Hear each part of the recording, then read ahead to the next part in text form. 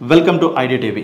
Passport విధానంలో కొన్ని మార్పులు చేస్తూ టెక్నాలజీని యూజ్ చేసి కొత్త పాస్పోర్ట్లు జారీ చేసే విధంగా కేంద్ర ప్రభుత్వం చర్యలు తీసుకుంటుంది. ఇప్పటి వరకు ఉన్నటువంటి పాస్పోర్ట్లో కేవలం మన ఫోటోతో పాటు జస్ట్ కొంత వివరాలు మాత్రమే ఉంటాయి. లేదంటే కనుక అక్కడ ఉన్నటువంటి యూనిక్ కోడ్తో సిస్టంలో ఎంటర్ చేసినప్పుడు మాత్రమే మన వివరాలు వాళ్ళు సిస్టంలో చూసేవాళ్ళు, వెరిఫై చేసుకునేవాళ్ళు. కానీ ఇప్పుడు వస్తున్నటువంటి passport inbuilt antenna embedded radio frequency ఐడెంటిఫికేషన్తో ఇది ఒక చిప్ అనమాట. పాస్పోర్ట్ మీద ఒక సింబల్తో వస్తూ ఉంటుంది.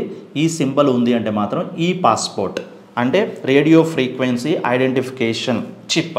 ఈ చిప్లో ఎలా అంటే మన ఏటీఎం కార్డు ఎలా అయితే ఉంటుందో అలాగే దాని మీద ఒక సిమ్లా, మనకి సిమ్స్ ఎలా ఉన్నాయి, సెల్ ఫోన్ సిమ్స్ మీద చిప్ ఎలా ఉంటుందో ఆ చిప్ని అమరుస్తాడు. ఇది కంటికి కనిపించదు.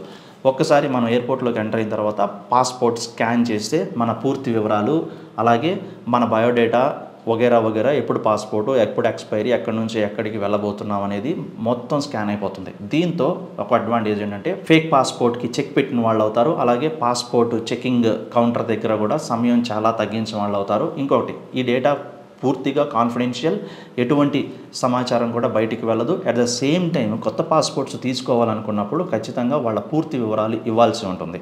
అలా ఇచ్చినప్పుడే ఆ చిప్ అనేది తర్వాతి ప్రయాణాలకు చాలా సులభతరం. దీన్ని దొంగలించడం లేదంటే కనుక హ్యాక్ చేయడం లాంటిది అస్సలు జరగదంట. ఆ విధంగానే ఎంతో భద్రతతో కూడిన విధంగా కూడా ఈ పాస్పోర్ట్ని రెడీ చేయబోతున్నారు. ఇప్పటి వరకు ఉన్న పాస్పోర్ట్స్ ఎక్స్పైర్ అయిపోయిన తర్వాత మీకు మళ్ళీ కొత్త పాస్పోర్ట్స్ ఈ పాస్పోర్ట్తో రాబోతున్నాయి.